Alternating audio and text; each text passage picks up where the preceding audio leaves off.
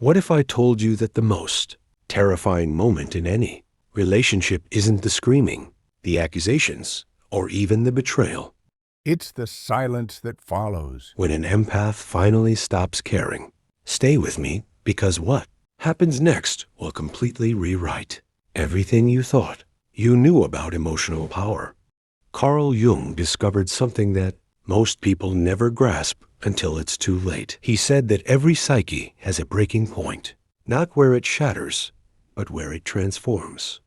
And nowhere is this more evident than in the empath who reaches their threshold. You see, people mistake an empath's caring for an infinite resource. But Jung's research revealed something far more profound and frankly far more dangerous.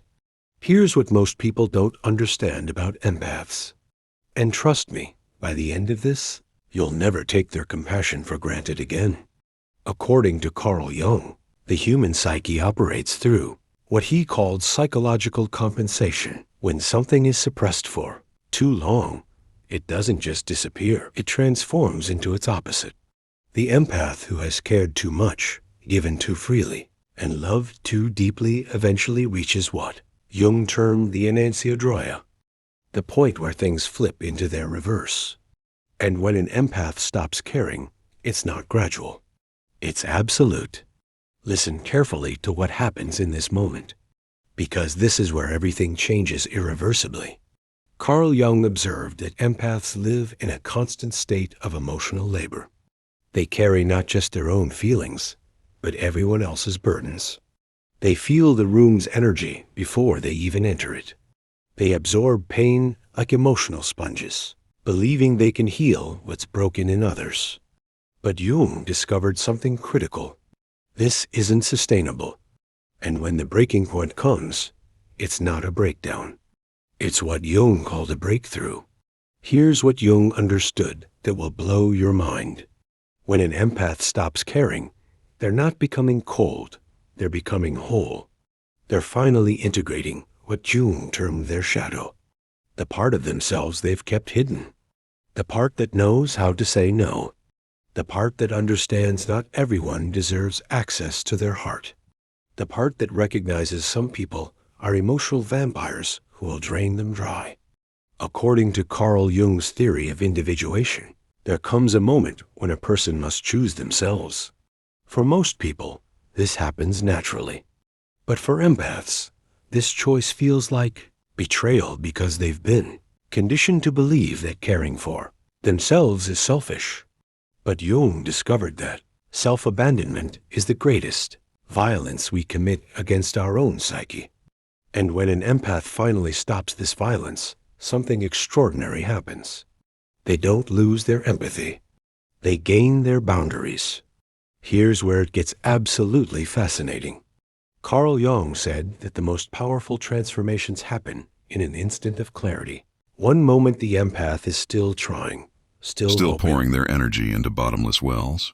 The next moment they simply stop. Not with anger, not with drama, but with what Jung called psychological sovereignty. They see clearly for the first time, and what they see changes everything. According to Carl Jung, there's a profound difference between caring and self-destruction.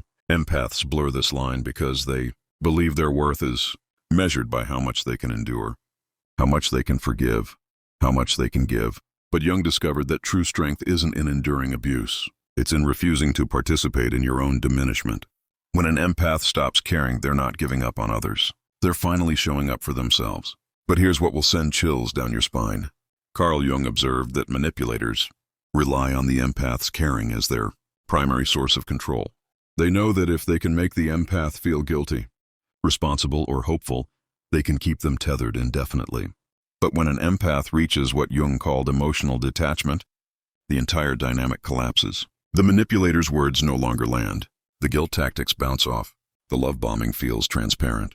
The empath has finally developed what Jung termed psychological immunity. And this is where the tables turn completely.